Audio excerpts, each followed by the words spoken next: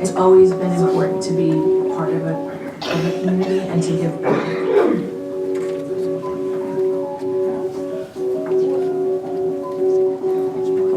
I don't know, what am I good at? What am I good at? I'm good at being strategic and being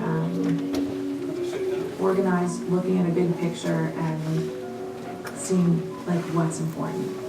I'm good at bringing in people.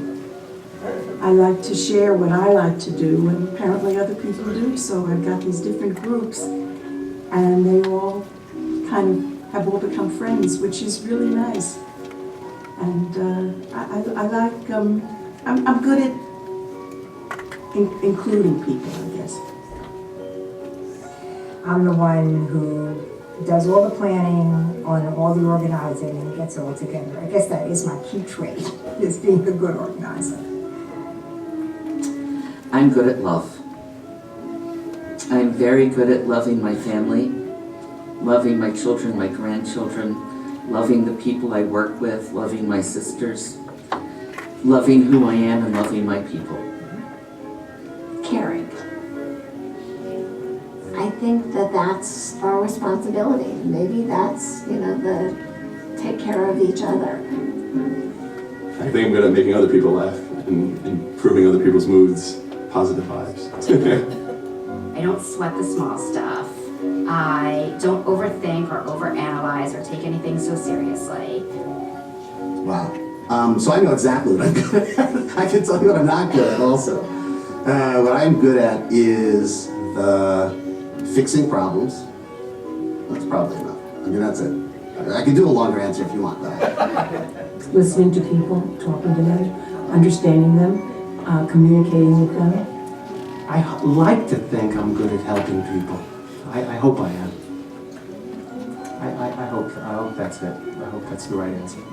Smoking mirrors mainly. What am I good at? I am.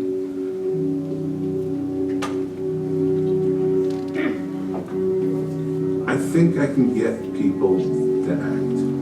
I think in general, people, at least this community, you have it in you. You want to do something, either through writing a check or standing up and taking a position.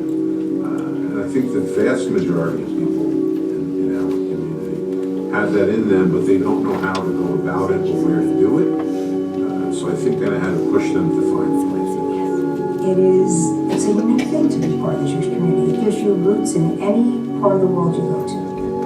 You can go to other communities, Jewish communities of the world, and go to a synagogue and by and large participate in ways, even if you don't know the local language, there's a common language and there's a common sensibility.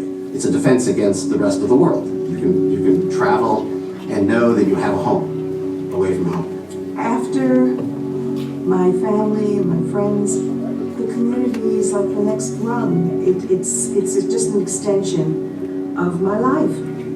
People want to make a difference in the communities that they feel that they belong to. It's participating in those activities with your family, with your friends, with your community that I think makes you feel like life is purposeful, life is meaningful. You feel a certain sense of satisfaction. It makes me feel that there's a purpose that I was put on this earth to fulfill.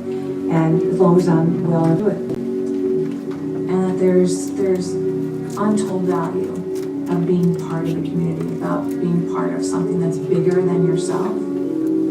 There's so much teaching that tells you that one person can't hold up the community, that we all need to do this together, or that we have an obligation. And I really do believe that. I believe that we share a stake in strengthening it, in maintaining the vibrancy, in keeping it relevant.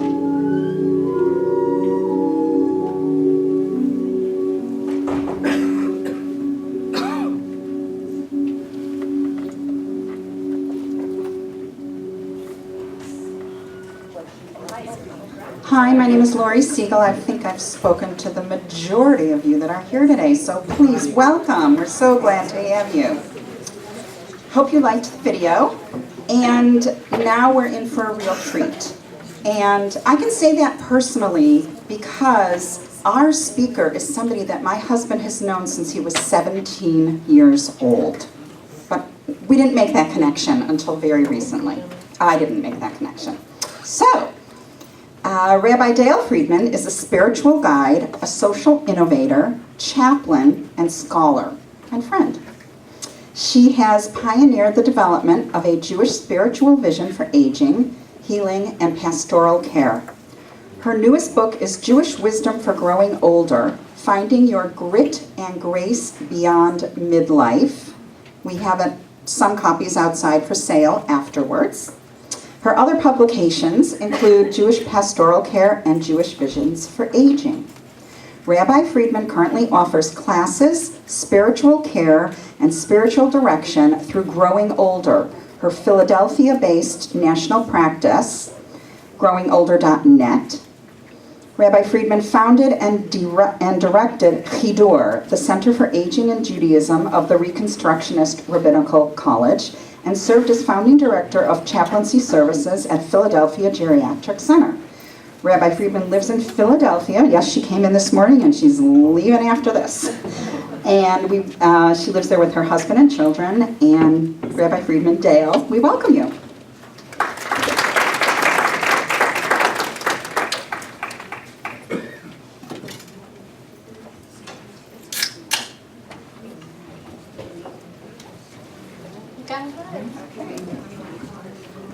Shalom, everybody.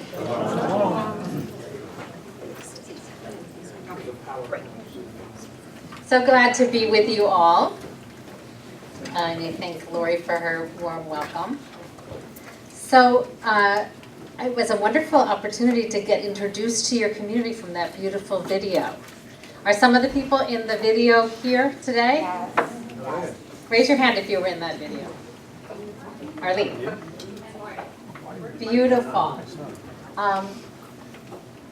If that video represents your community, then I am honored to be in your midst, and I'm sure it does. I'm here to talk about aging. Once when I was quite a lot younger, I went to a conference and somebody was wearing a button and it said, "Aging, aren't we all?" And as Lori mentioned, I spent the first part of my career working with the oldest old. My first congregation out of rabbinical school was a community of 1,100 Jewish elders in Philadelphia. It was then called the Philadelphia Geriatric Center. It moved and changed its name and went to the suburbs. But one of the residents there, who was 94 years old, made me this needlepoint. She did not make up the phrase. I believe it was Betty Davis who said these words, "Old age is not for sissies." But I think I understood that a little bit as a younger person accompanying people in the later phases of growing older and facing all kinds of challenges and facing the edge of life. And now as a person who is coming into my 60th year, I can say that I understand this a lot better than I ever did then. We are not living the old age that our parents lived. We are not going to be facing the old age that our grandparents faced. You know, there's an ad that says, "This is not your grandfather's." That's a little too dark. I can't see the faces. You want me to turn them all back on? Well, I'm going to a little more. Okay. Yeah, because I want to be able to see you. But I just Can you see the pictures? Yes. Okay, because they're pretty. So there, there's an ad that said, "This is not your grandfather's Oldsmobile." I don't even know if there are Oldsmobiles anymore, but this is not your Zeta's aging. What's different about aging today than when our grandparents were growing older? Medicare. Wow. Thank God for Medicare. What else? We don't have to. We might get impoverished taking care of our health in our earlier lives, but hopefully nobody gets bankrupted on their health care in their older age. What else is different about growing older today? I think we don't think of ourselves as old. Right. Somebody said old is 15 years older than whatever you are.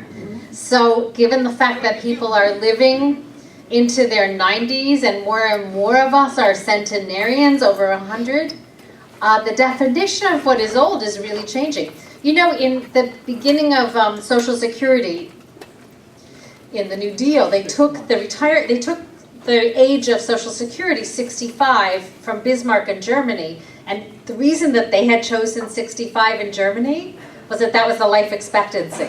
So they figured they could offer this benefit and nobody would really take advantage of it. Well, now, if you were able to retire at 65, which frankly less and less people are able to do, you might very well have another third of your life beyond that conventionally defined part of your life that was childhood and the part that was your adulthood and working life. So what is this time all about? Well, we know that many of us can be blessed to live very, very well and very vibrantly to a very advanced age. But we know that even those of us who do are unlikely to escape the hard parts. We're unlikely to escape, what are some of those hard parts about growing older? Illness, loneliness, and of course, one of the causes of that loneliness is loss. People that we've cared for have left us, have left life before we have. What else? Is change. Right.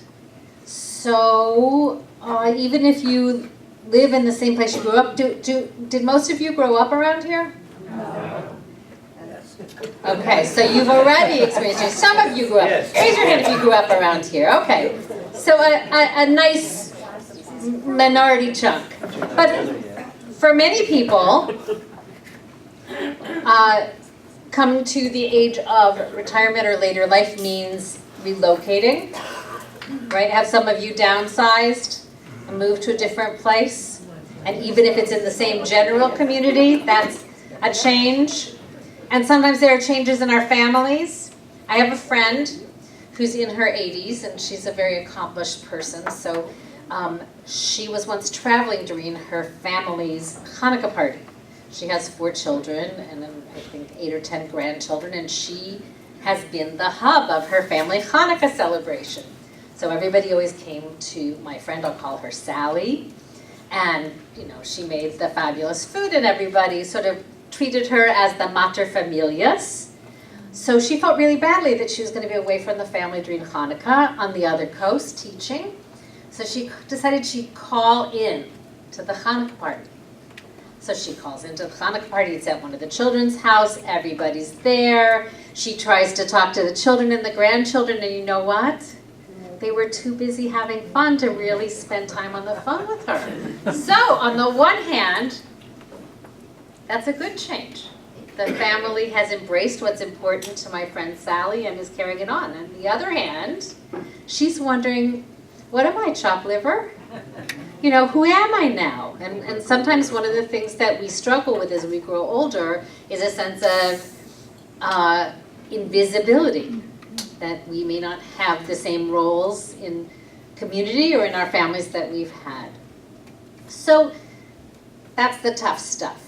It's the backdrop. I didn't need to come here and tell you that stuff. You know it all. What I want to talk about is how do we grow old? How do we grow as we grow old? How do we make the most of this perhaps very expansive time in our lives? So I want to just share with you a few images to suggest the range of ways that people deal with this time of life. And as I do, I'll tell you just about 2 people. So one person is my neighbor. She is a fixture around the neighborhood because every day she walks for miles carrying the cane that she's supposed to use after many, many fractures and surgeries because she weighs perhaps about 75 pounds and has broken every bone in her body. But she hikes around the woods in my neighborhood carrying but not using the cane that she's been ordered to use after all these surgeries. And my neighbor has had all of these physical challenges, and she's furious. She is suffering because she can't do the things she used to do. She can't go to her cabin in the mountains anymore. She can't travel anymore. And she's really pretty miserable. And her husband and her kids are pretty miserable along with her because what she's focused on is what she's lost. I'm sure you know people like that. There's another way to be, or there are many other ways to be. One way to be is the way my late mother-in-law, her name was Miriam, was. That's my husband, by the way. So Miriam was a Holocaust survivor who died at, quote, close to 90. We don't know or say which side of 90 she died at. But she was housebound in her apartment for many years, because she didn't have good health and she was in quite a lot of discomfort. But she wasn't just watching soap operas during that time. My mother-in-law worked the phones.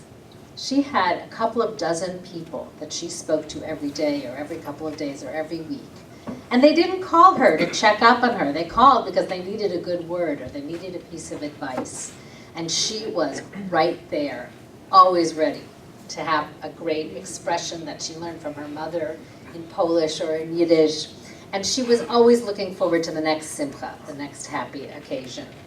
So 2 people I just presented to you, both of them experiencing the hardships of loss and physical difficulties, and yet so different. So we have to figure out, what is it? What's the vitamin we can take so that we can thrive as we grow older? I want to look to 2 examples from the Torah as a kind of foundation. And then what we're going to do is eventually get to some suggestions for practices that we can take on to help ourselves to move toward thriving. So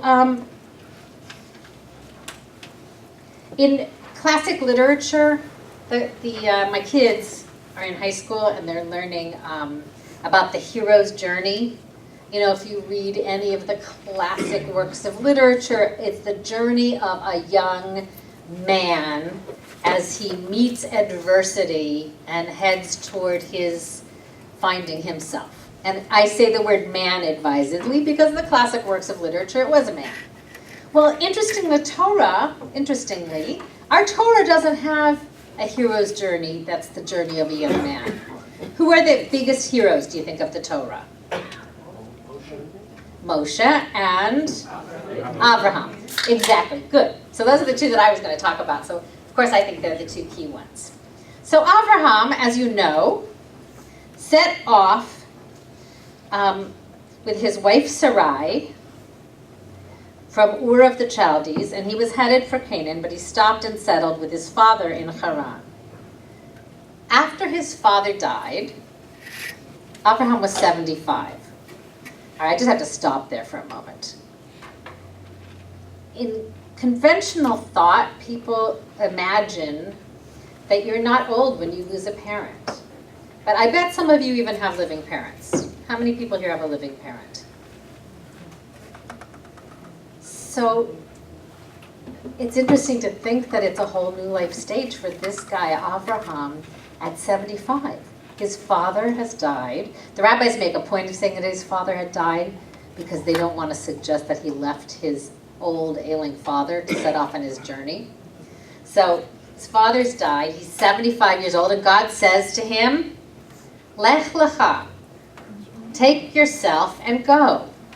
Leave your land, your birthplace, your father's house, and go to the land that I will show you.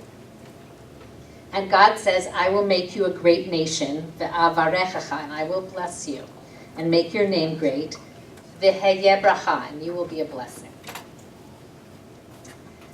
So here's Abraham, who at 75 might have thought, that's it, nothing new is going to happen to me. And what happened was he found his way to a whole new way of understanding the sacred.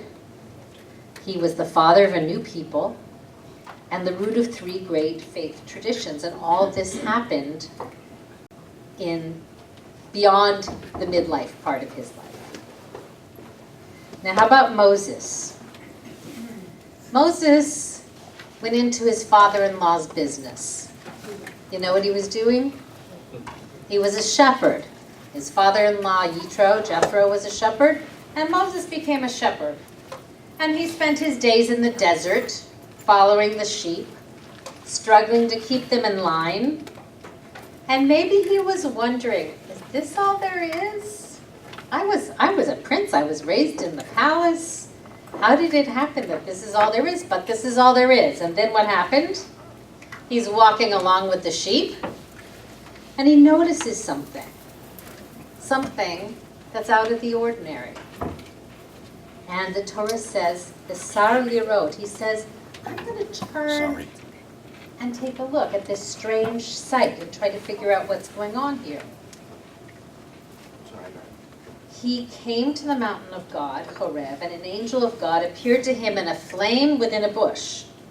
And he saw this bush is burning, but it's not consumed. Did you ever think about it? How do you know? How did he know it's burning and not consumed? How can you tell? It keeps burning. Well, how are you going to know that?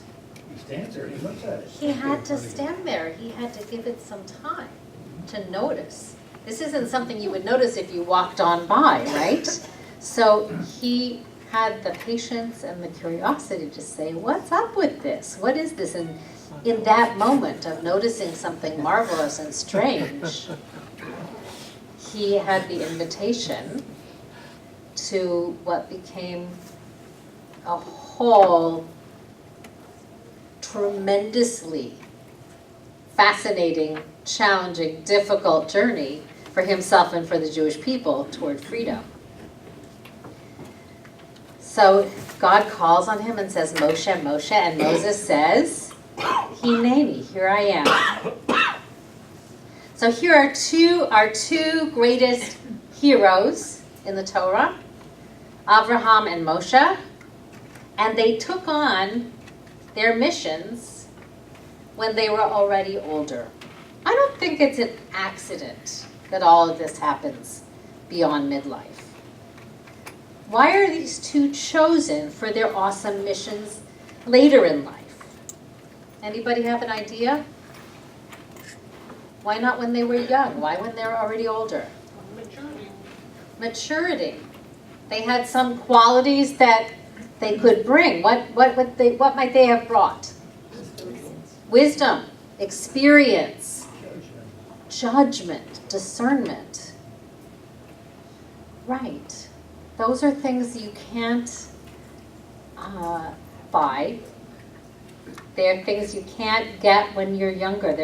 The only way you can get them is by living through the school of hard knocks, living and learning through experience. So I believe that those two, Abraham and Moshe, were honing the qualities that made them ripe all along. In the case of Abraham, iconoclasm and courage. He was the one, after all, who smashed his father's idols, according to the Midrash. And in the case of Moshe, humility, patience, attentiveness, and compassion. Those are all things you need to do the work of shepherding. So Abraham was told, Hayeh bracha, be a blessing. And that's kind of the mission statement, I think, for what it is that we're called to do as we grow older, because elders can bring gifts that nobody else can bring in quite the same way to community. The first gift, we already said, is wisdom. Does anybody want to hazard a definition of wisdom? How is wisdom different than smarts? Being astute. Being astute. Compassionate. Being compassionate.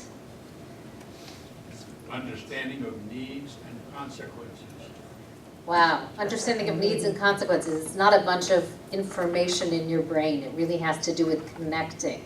Yeah, Margaret Mead and Jeffrey Bateson's, Gregory Bateson's daughter, whose name is Mary Catherine Bateson, is an anthropologist who's written about later life, and she talks about active wisdom.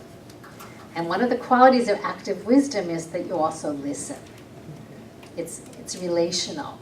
It has to do with that sense of connecting to needs and people and being astute about what's needed in this moment. Another gift of later life. Activism. I just had to put Gloria Steinem up there because she's 81. And when she was 30, someone took a picture of her and said, "I can't believe you're 30." And she said, this is exactly, this is what 30 looks like. So this is what 81 looks like. But she's an incredible activist. She's still traveling all over the world and seeking justice and equality. What's the buzz? I need to know. Old picture. It's an old picture? No, it's not. This was from her 80th birthday year. Okay, it is a year old. No, that's really what she looks like. She might have makeup on. I saw some other pictures that weren't quite as dazzling, but that's kind of what she looks like. Okay. Elders can be role models and mentors.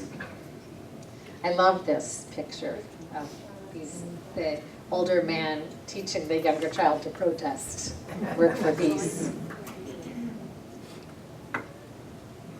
And elders can be nurturers. I don't know if you can make out what that picture is. I just love that. Because our world needs nurturing. It really does. And not just our families. The young in our society need nurturing, and who's going to care about them better than older people? So here's the question. Does it just happen that you turn 60 or 65 or 70 and all of a sudden you know how to be wise and activist and be a mentor and a model and be a nurturer? It's not automatic. It really isn't. It takes preparation.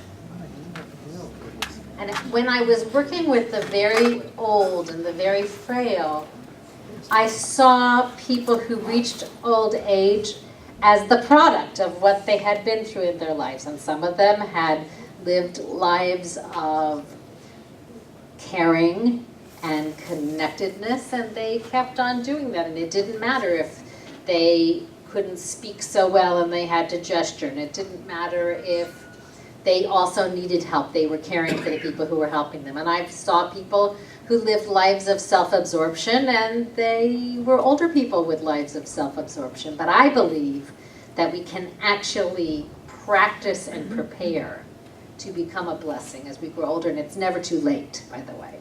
So I want to suggest to you that we develop practices and habits that help us to become a blessing. And I would like to offer you 7 suggested practices. So here's the first. Let go. I love this picture because we have an iconic story in my family about going to a flower show, and my mom bought me a balloon with Mickey Mouse inside, and it was a helium balloon, and we were getting to the parking lot and I let the balloon go. So my dad comes home from work that day and he says, "How was the flower show?" And I said, "I lost my balloon." He said, "Really? Was it in the afternoon?" And I said, "Yes." And he said, "And what color was it?" I said, "It was red." He said, "And what did it look like?" He said, "It was Mickey." And my dad said, "I saw it over my building in downtown." And for the longest time I believed that. But anyway, that's really not the kind of letting go I'm suggesting, is letting go of your balloon. But what can we let go of that will help us to become more whole and more resilient as we grow up? Letting go of anger and resentment and disappointment. Ego. Forgiveness is not just for Yom Kippur. Forgiveness in Judaism is a daily practice. Many of you might know that it's traditional to say Shema at bedtime. And one of the things that's part of the traditional prayer book for the Kriyat Shema al-Hamitah, for the Shema at bedtime, is a statement that, dear God, if anybody has hurt me today, don't let them suffer on my account. I release them. I don't want them in any way having to be held because they hurt me. Think about that every day. Saying, you know what, this person was rude to me, I'm going to let it go. You know what, I'm disappointed about how somebody in my family has been toward me. I'm going to let it go, because you know why? Sylvia Borstein, who's a meditation teacher, says she has a friend, and when you ask him how he is, he says, I couldn't be better. She says, and it's true, he couldn't be better. If he could be better, he would be better. So whoever it is who's hurt us couldn't be better. And if we're carrying the resentment or the anger or the disappointment, we're the one who's suffering. Right? They say it's like preparing a cup of poison for someone else to drink and giving it to yourself instead. So that is a huge burden to put down. Would that it were quite as easy as letting go of a helium balloon, but it's a practice.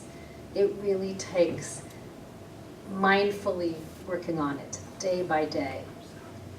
And it's the best thing in the world. And as I work with people who are saying goodbye to dear ones, and as I work with people who are reaching the ends of their lives, I see that often the thing that's weighting them down like a stone is some piece of resentment, disappointment, anger that they haven't given up. And when they can, there's so much peace that's available.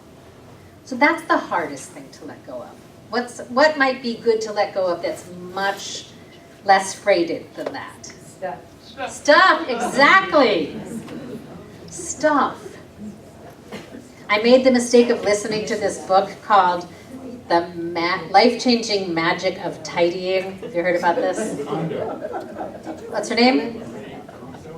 Konda. So this woman is from Japan, and she believes that if you really get rid of anything that doesn't really belong in your life, that your whole life gets changed.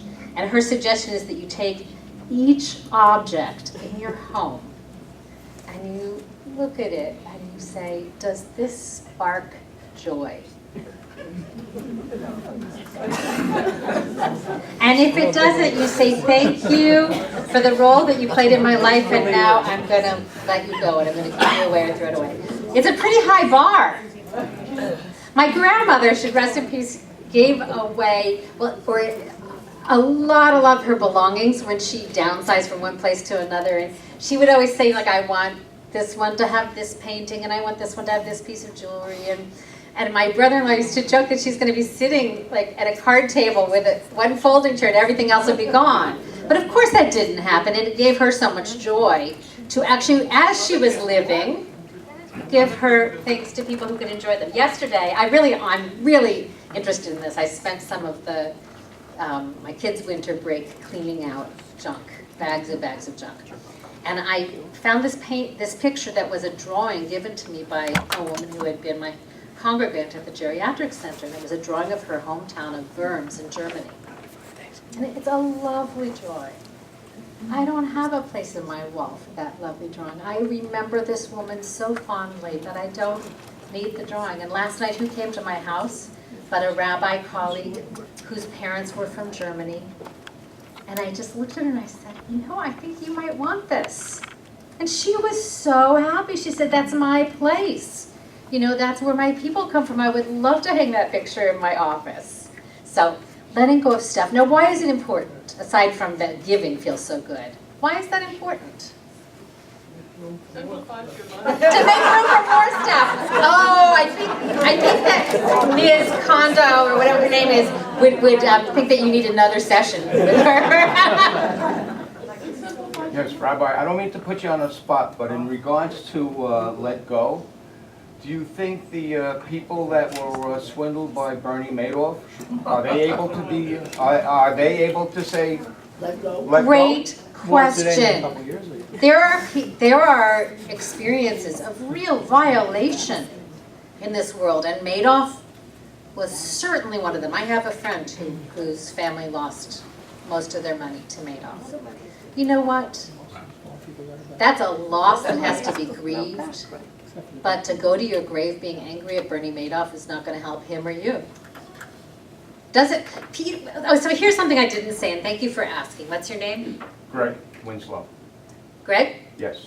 So what I didn't say is that we don't actually forgive because the other person deserves it. We forgive because we deserve it. Because we deserve not to walk around carrying that toxic burden. So it doesn't actually make the other person suffer when we're not forgiving them.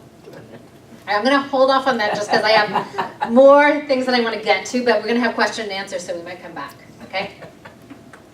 Okay, so letting go of stuff simplifies our life. It gives us the chance sometimes to give things that are meaningful, that might be meaningful to somebody else. It also is a gift to our dear ones or family members who might have to do that cleaning up if we don't do it.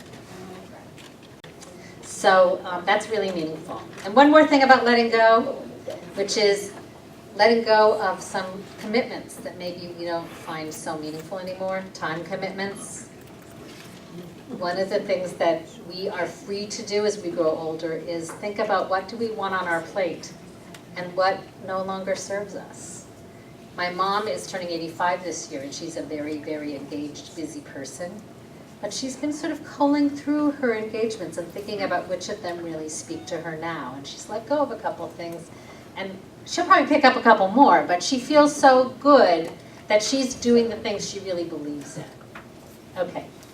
Number 2, we need to figure out what do we want to say hineni to? What do we want to say here I am? What calls us? What is the engagement that we want to have? Is it something we want to do in the community, as the people in that video talked so beautifully earlier? Is it something that we want to read? Is it some kind of way that we want to be connected to our family? What calls us now? It might be a serious volunteer engagement. It might be another kind of vocation. Some people find that they retire and retire and retire because they stop doing what they were doing and they find something else that is meaningful and enjoyable for them. Today I rode with a guy who drives in the car service, Les, who's retired from business, and he loves being in the transportation business because he meets different people all day long, and for him that's incredibly gratifying. So we need to figure out, what's my job now? Find light in the darkness. We're not going to avoid the hard stuff we talked about earlier. So, and we want to confront that. We want to be open to the fact that we're going to lose, we're going to probably get sick, we're probably going to die. So what do we need to do? What preparation do we need to do for that? Do we need to make advanced directives? Do we need to talk to our families about what's important to us? And also, what can we do to strengthen ourselves spiritually?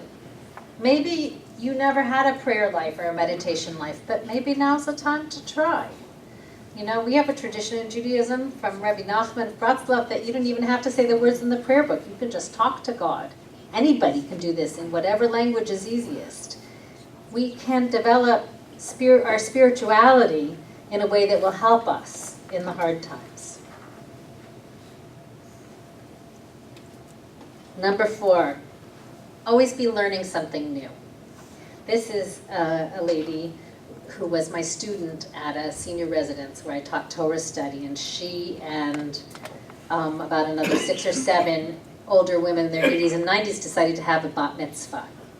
They had never, any of them had formal Jewish education, and they studied together and they had a bat mitzvah, and it was incredibly meaningful to them, but also incredibly meaningful to the other people in their community who saw that they had striven and reached for something and accomplished it.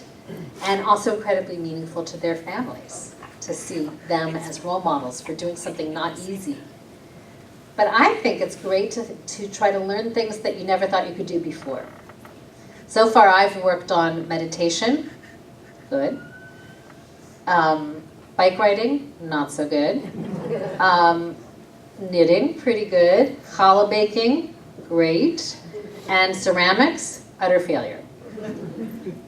But the idea of stretching to do something new, to learn something new. Of course, you could spend your whole life learning Judaism, and I, as a rabbi, would be incredibly gratified if you did that. But there's also so many other things to learn, and today we're living in a great time. I think the Times had an article just maybe yesterday about how many people who are older are taking courses in OLLI lifelong learning networks and in universities and in community colleges. And I can't wait to be older, to have more time, to learn more things. My mom, by the way, and her friend in the senior residence take the great courses.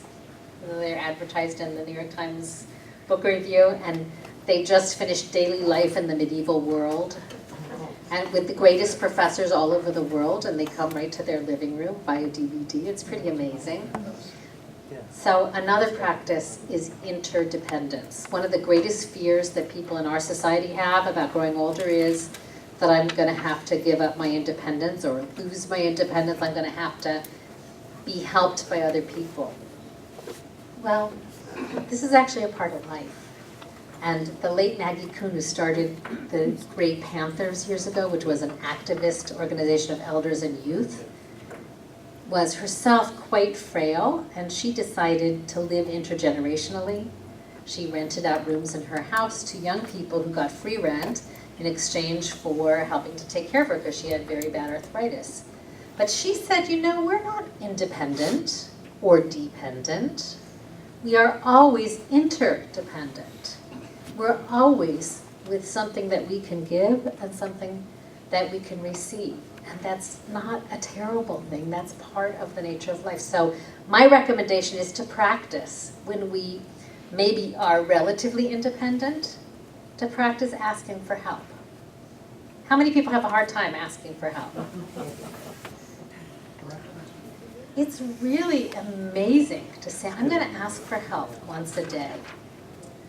I travel a lot, so I try, and it's not, I don't always succeed, to ask for help to put my suitcase above my seat on the airplane. Because actually I'm not very brawny, and I'm not very strong on my upper body strength, so I sort of, too proud to ask, I push my suitcase up and it's teetering there, you know, it's gonna fall on some poor person's head. Well, if I turn to the person next to me and say, could you help me with this? No. But first of all, I don't fall apart. You know, I notice that when I say, could you help me, it's actually not fatal.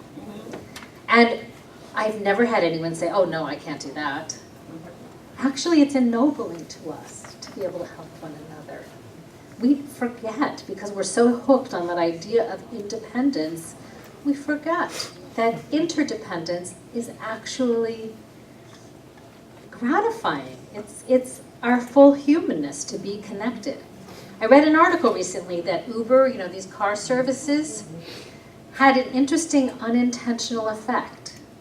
So in communities where there's Uber, it turns out it's now relatively cheap to get a ride to the airport. So you know what happened? People aren't asking their friends and family anymore. And this small thing that used to be kind of a point of connection has been lost. Oh, I don't need to ask for help to go to the airport. And, you know, maybe that was the one time that those two family members or friends had contact. So we lose when we are too proud to accept help and when we don't ask for help. So this is really good practice. I recommend it. Ask for help.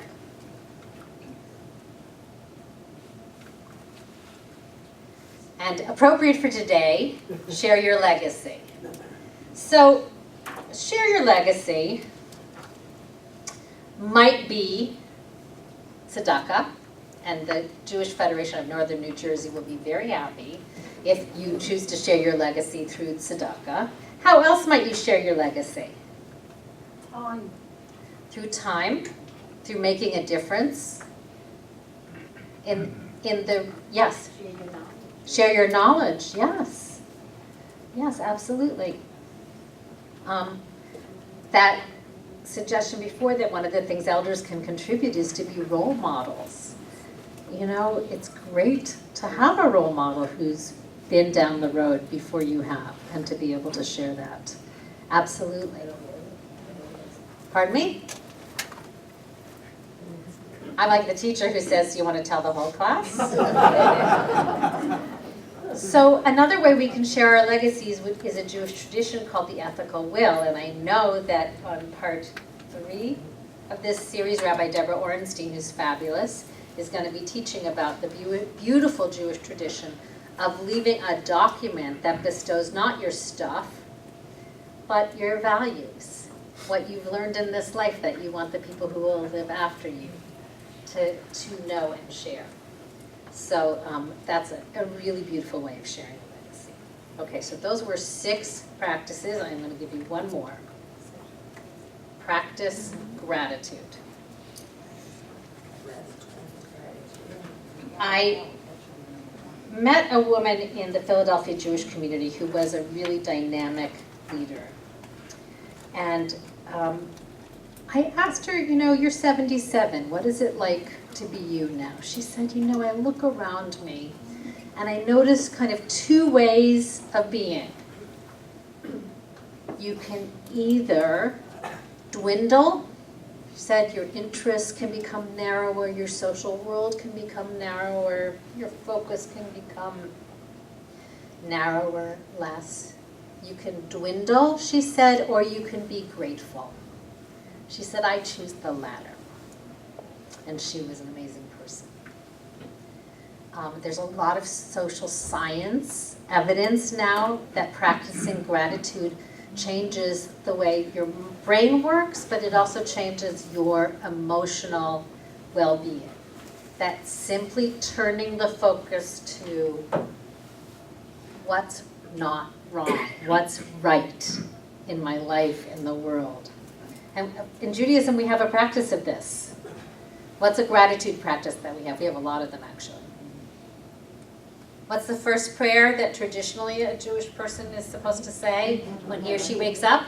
Thank you for restoring Modeh my soul. ani, moda ani. I give thanks to you, God, that I woke up on this side of the grass. It doesn't really say that. It says that you restored my soul to me with compassion. And of course, traditionally, we're supposed to say a blessing for everything that our body and senses enjoy. And traditionally, the rabbis say we're supposed to get up to 100 a day. That means 100 times that we notice something and appreciate it. My late sister, Jill, of blessed memory, was passionate about this subject of gratitude. So passionate was she that she wrote something on the subject to be read at her own funeral. I don't know anyone who has ever reached beyond the grave to say something at their own funeral, but she did. And I want to read you just a little passage about gratitude. She said, my gratitude journey began when my father-in-law was dying of lung cancer. It was an unbelievably difficult time. Dinner became the complaining opportunity for all that was wrong in the world. I was worried and frustrated about what we were teaching our son. And then one day, she says, I happened to see a TV program on gratitude. Okay, it was Oprah, I admit it.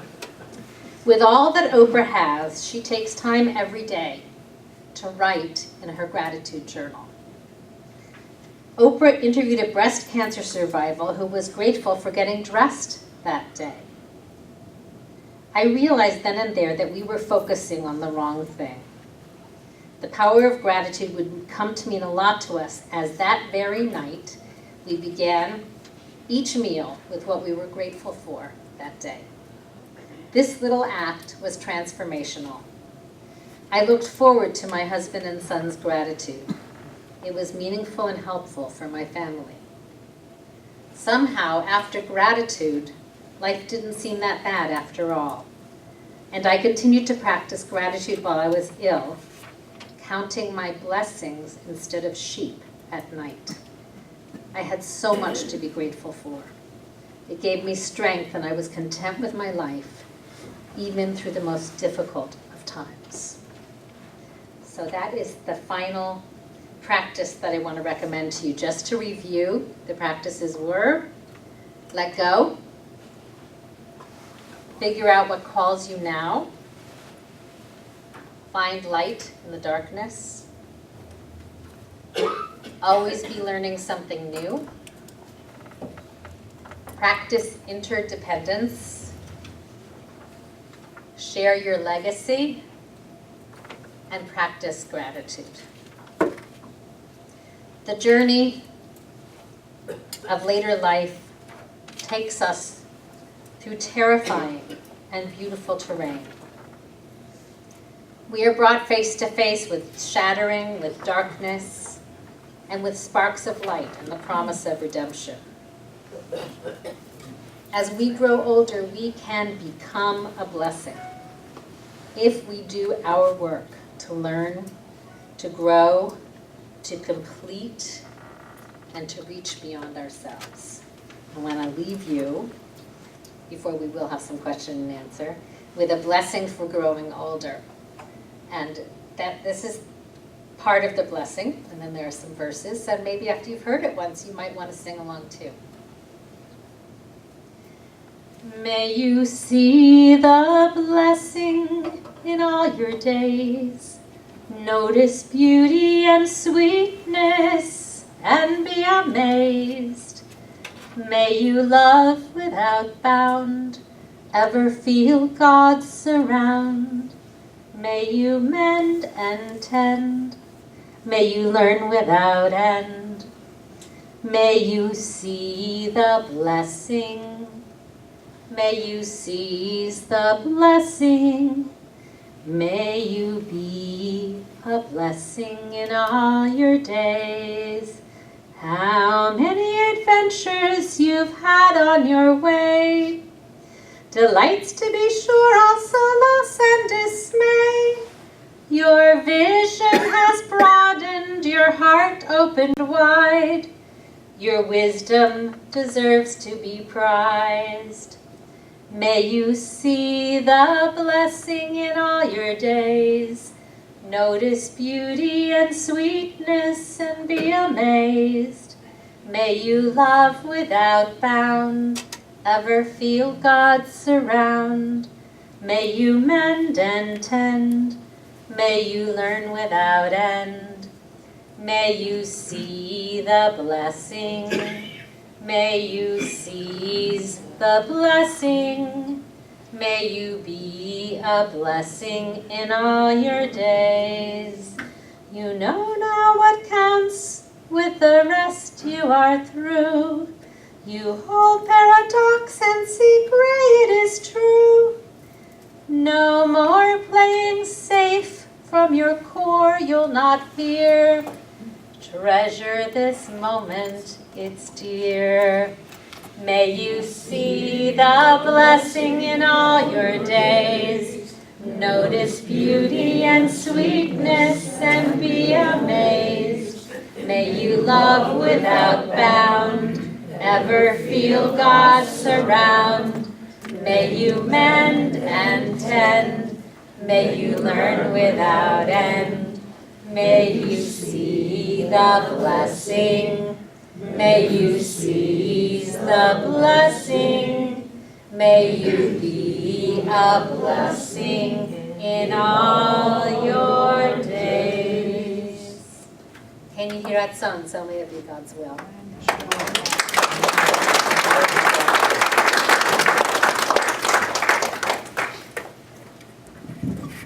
So I'd be very happy to take questions or comments.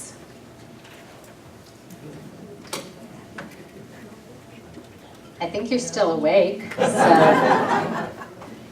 You asked the question in the middle about how many of us still have parents. So I'm part of the group, and my friends have parents in their 80s and 90s who are beginning to slow down, who age in different ways. And there seems to be some concern whether they would be happier relocating to a community of elders where there's socialization and people to watch out and all the other good things that come with it, or those who feel that by not being in a community of people of similar ages, that they thrive and they thrive on the diversity. Do you have any opinions? So just to rephrase the question was for elders who are, for people who have older parents who are perhaps on the horns of the dilemma about relocating to a communal living situation or remaining at home. Do I have an opinion? I know for a fact that each individual is so particular in his or her style and values and aspirations that I can't make a generalization. I can say that for years the dialogue has been about, quote, aging in place, which has, everybody wants to stay home. And I know why, because, we have a great fear of everything we lose if we go into any kind of setting that's not completely independent. But there's a lot that's lost too when you're alone and living, particularly when you can't really take care of yourself. So we've made a god out of aging in place, and the newer dialogue is about aging in community. And that means that you're aging in connection, whether you're living at your home or not. And I know I would imagine that in this Jewish community, as in many others, there's a lot of thought being given to how do we reach out to people who might still be in their homes, but really would long for a connection. And how do we find ways of building community across different residences? And so many of our Jewish aging organizations have been turning their focus toward care and resources in the community for this reason. But I can tell you for one thing for sure, which is that whatever it is I think I know about what my parents should or should have done, it's a tricky, sticky wicket, as they say, that requires a lot of respect and a lot of dialogue. And it doesn't mean if one has a concern about one's parent that it shouldn't be voiced. It's just really working all the time. The Talmud says that the commandment in the Torah to revere your parent means to allow them to continue to be in their place, not meaning their home, but their seat, their place of esteem and respect. So very tricky. Other questions, comments? Yes? How did you find your way to become what you are today? Wow. Well, so how did I find my way when I was a pisher in my 20s or even younger to become fascinated with aging in a way that it would become my lifetime pursuit?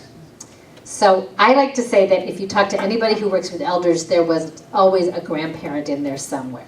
And I did have a very precious Grammy who was a big influence on me. But when I was a college freshman, I was schlepped along with a group of people who went to lead Shabbat services in, quote, an old age home, which is what they called it then.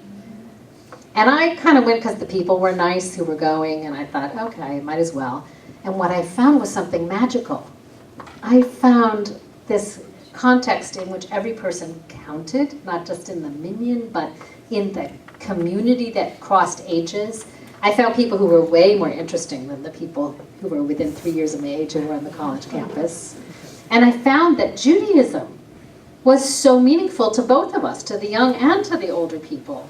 And I just have kept pursuing that interest in what makes meaning and what makes for connection all these years. And I can't seem to finish because it just keeps being endlessly fascinating. Other questions or comments? Yes? You didn't mention physical activity. Oh my God. That is a given. I should have said it. I'm so focused on the physical and the spiritual plane, absolutely. If we don't take care of our bodies, it's really hard to be able to have the capacity to have spirit. We absolutely have to take care of our bodies, and they don't take care of themselves. They really require a lot of maintenance. Nora Ephron, of blessed memory, wrote this book called I Feel Bad About My Neck.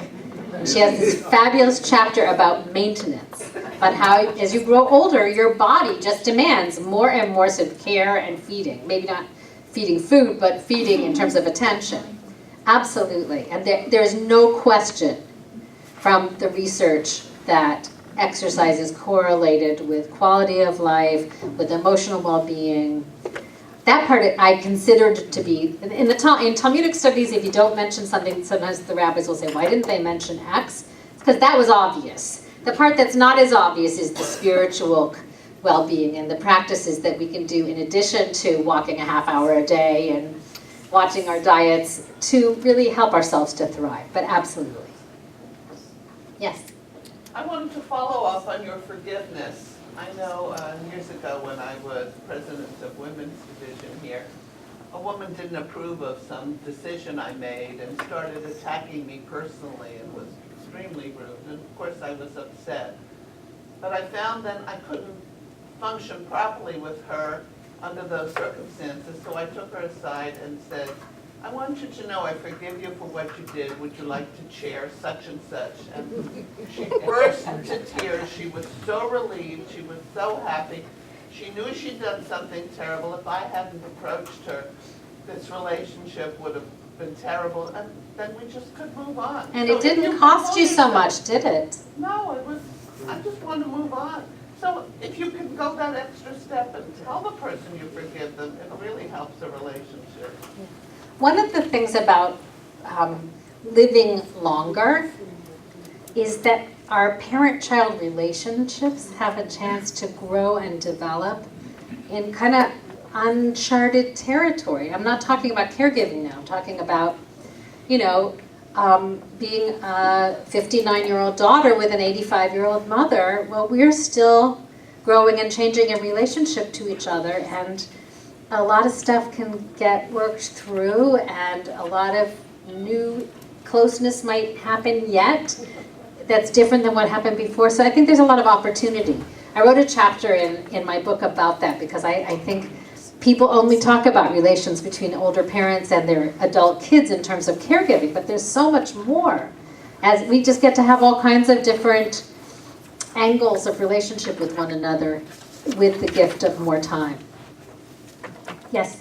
I know somebody who has a very difficult time getting through a very bad childhood. And they just can't get through it. Is there any secrets how you can get over when you have a very bad family situation? Well, I'll tell you, recently I've been working with a lot of adult children of older parents, and I noticed that in the course of caregiving, a lot of this childhood material that they thought was resolved comes back, but it's a new opportunity to maybe understand more. I really recommend kind of compassion and curiosity. You know, to speak quite personally, I had a dad who wasn't an easy person, and he was sick for a good few years.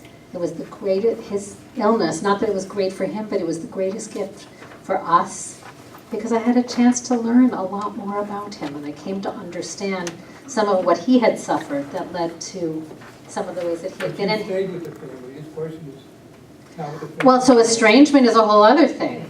And there's a lot of family estrangement. I think you don't have to look too far. Almost every family has some cutoff somewhere or other, and that's really, really hard. And, you know, sometimes that can be healed, and sometimes it just has to be grieved. You know, it's a loss. Yeah. You've mentioned some things are left out because they're so obvious. What about the inevitability of death that confronts all of us? Ways of dealing with that? I have found in my teaching, and also inspired by Reb Zalman Schachter Shalomi, who wrote beautifully about this, that confronting our dying is a gateway, that really looking it in the face. What do I want to be true before I leave this earth? Because I'm going to leave this earth. What's my unfinished business? What's the legacy that I want to leave? What am I afraid of about dying? That's part of what I meant to say when I talked about finding light amid the darkness, is that we need to go into that darkness. I teach wisdom circles, groups for older women, where we explore this journey together in a small group setting over time. And confronting the scariest stuff has been the greatest opportunity. I really can't say enough about looking it in the face. Some people do exercises like, write your eulogy, no, or your obituary, or write the inscription that you would want on your stone. You don't necessarily have to do that, but to be real and brave enough to say, at some point my life's going to be done. What is it that is burning that I really want to be true? Maybe it's a way that I want to change between now and then.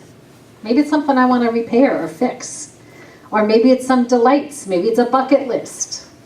But we can't get to that if we don't cope with the fact that on this plane, in this world, and I'm not talking about beyond this world, but in this world, there is what we say in Hebrew, sof pasuk, there's an end. So that's a really important piece of work. And a lot of us would like to avoid it at all costs, but it's rich. It really is an opening. Yes? What are your comments on desire and ability versus will to act, not versus, and will to action? In other words, we all have desires and abilities, and sometimes the will to action doesn't mesh. So the question is, what, if I understand you correctly, what if my appetites and desires for what I want in this world is not a match for my capacities? Is manifested by the will to action.